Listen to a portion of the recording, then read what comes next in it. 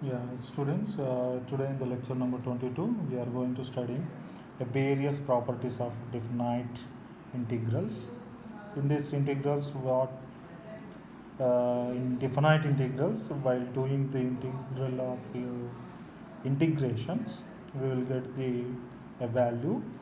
So in this process, by observing the different facilities in evaluation, we can understand these properties in doing the problem solutions.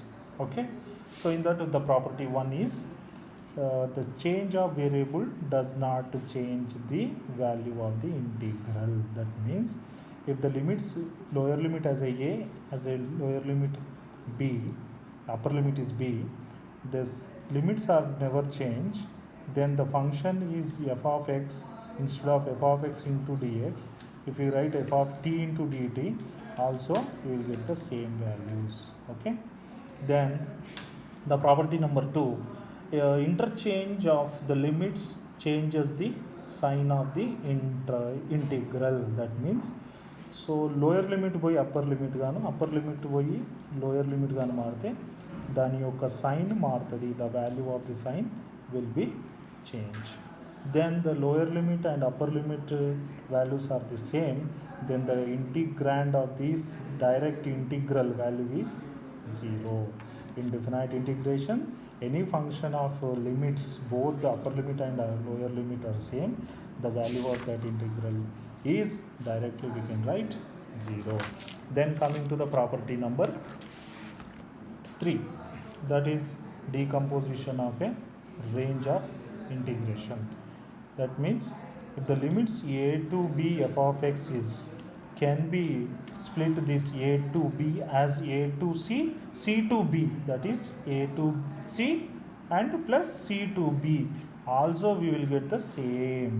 Okay, then the property number 4, that is summation property. We know that plus or minus a to b, then we can write plus or minus a to b f of x plus g of x.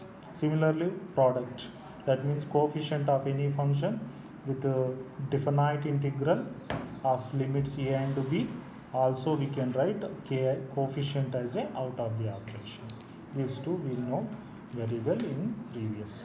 In the property 5, that is if the limits are 0 to a f of x, then integration 0 to a f of a minus x into dx also equivalent. So this is the property number 5 and very important. Then property number 6, that integration 0 to a f of x into dx can be expressed as half of the integration 0 to a f of x plus f of a minus x into dx. So this is our properties which we can use for solving the or finding the integral of the given integral. Then coming to the property 7, integral, the value of integrand f of x, the limits minus a to plus a, then f of x is a even, then the value is becomes like this. If it is a odd, then the value of this value is directly the integral value is 0. How to check whether it is a f of x is a even and odd? Just you substitute the given integrand as f of x is equal to అనే దాన్ని f of minus x substitute చేయాలి. ఒకవేళ plus f of x అని వస్తే even, f of minus x substitute చేస్తే minus f of x అని వస్తే ఆ ఫంక్షన్ ఏమవుతుంది, ఆడ్ అవుతుంది.